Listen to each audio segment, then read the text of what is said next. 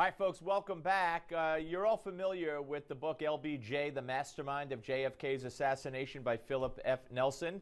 Well, he has a brand new one which picks up where that book leaves off, and it's called LBJ From Mastermind to the Colossus. There it is. It's on the screen, and we welcome in Phillip Nelson once again. Hello, sir. Hello. Good How are you? Good to talk to you. Good, good. Okay, so you made quite a case and quite a bunch of accusations in the first book, and you follow up here with even more. I mean, everything from saying that, explaining why LBJ got us involved in Vietnam, accusing him of, I guess, orchestrating Israel, the bombing of the USS Liberty so that we could get involved in the Six-Day War. I mean, why would he do those two things, for instance? Okay, well, they were the two major treasons, I believe, that he committed while in office. Of course, the first of his major treasons was the assassination of JFK, and that was what the first book was all about. Right. The second book, except for the first couple of chapters, where we go back and we recap a few things that just came to light after the first book was published. The first edition of that book goes back to 2010. It wasn't until 2012 that the deepest files of this Texas Ranger, Clint Peoples, were made public.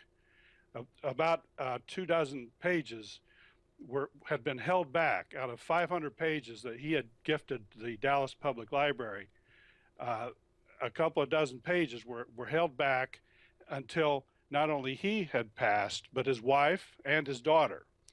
And the reason for that is he basically determined that those pages were at risk if he died before one of Johnson's major acolytes, sycophants, if you will, a federal judge by the name of Barefoot Sanders that Johnson had gotten appointed through JFK in 1961 as a federal U.S. attorney.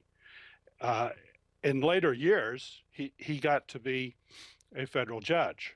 And all along there, I've outlined about a half a dozen times that he personally intervened to protect the Johnson legacy from being exposed.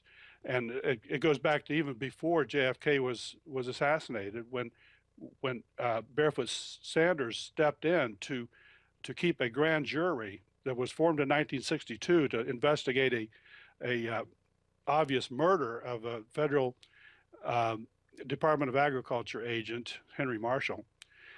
It was so obvious a murder, but the local sheriff, called it a suicide, and it was simply because of the enormous influence and tentacles that Lyndon Johnson had right down to the precinct level in Texas. That he could direct that sheriff and the county coroner to pronounce a man a suicide when he was beat up throughout. There was flesh coming out of all sides of his body and his face. His eyeball was hanging out. He was shot 5 times at a 4-inch circle. It was simply an absurd call to even suggest that was a suicide. But that's what it was called, and for that reason, it couldn't be investigated by this ranger, Texas Ranger Clint Peoples. And so he tried to get that verdict turned around, and he was stopped by Barefoot Sanders. Barefoot Sanders, intervened almost 4 or 5 times at least in other situations to keep Lyndon Johnson's legacy from being exposed. So the two that you asked about, right, Vietnam, his second major treason, I believe, and I've shown that basically that war was basically fought for Lyndon Johnson's vanity. He miscalculated there, but Phillip, I just want to say, we only have a few under a minute left. This book reads like a novel, like a thriller. But you claim that it's all true. Can this happen today? Could something like this happen today? I don't think so, because of the internet and back in those days there were 3 major broadcast networks. Right, now we have all that, yeah. And I mean, the Operation Mockingbird back in those days had great influence over well, what Phillip, was reported. everybody should read this and decide for themselves. I appreciate your time. Phillip Nelson. We'll be back with more, folks. Don't go away.